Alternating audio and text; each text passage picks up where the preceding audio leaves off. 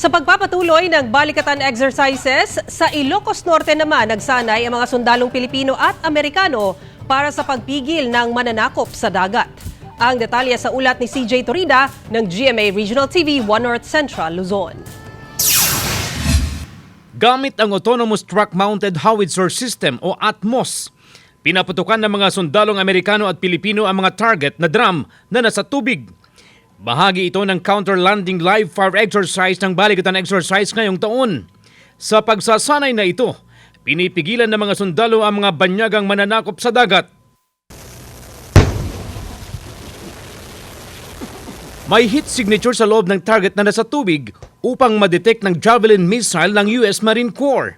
They come up, they had a few 50 cal and Javelin shots that were completely impressive and shocked the targets that were out there. The exercise is already an assurance that to improve the capability of our armed forces so that we can better serve the people. Isinagawa ang pagsasanay sa Lapas Sand Dunes sa Lawag City, Ilocos Norte. May layo yang mahigit 600 kilometro mula sa Taiwan na matatanda ang may iringan sa China. Sa kaparehong lugar, magkakaroon din ng live fire exercise kung saan palulubugin ang isang luma at decommissioned na barko. Ang military exercises na isinasagawa ngayon, inalamahan ng Chinese Foreign Ministry.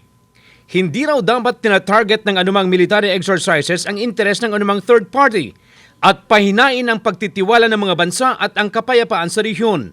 Binigyang diin naman ng US at Philippine forces na ang pagsasanay ay para sa pagpapalakas ng ugnayan at tulungan ng mga bansa sa Indo-Pacific region at hindi pag-uudyok sa ibang partido o bansa.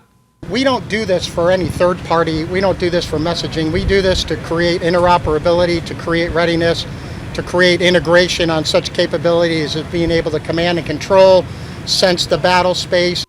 Mula sa GMA Regional TV, 1 North Central Luzon, CJ Torida, nagbabalita para sa GMA Integrated News.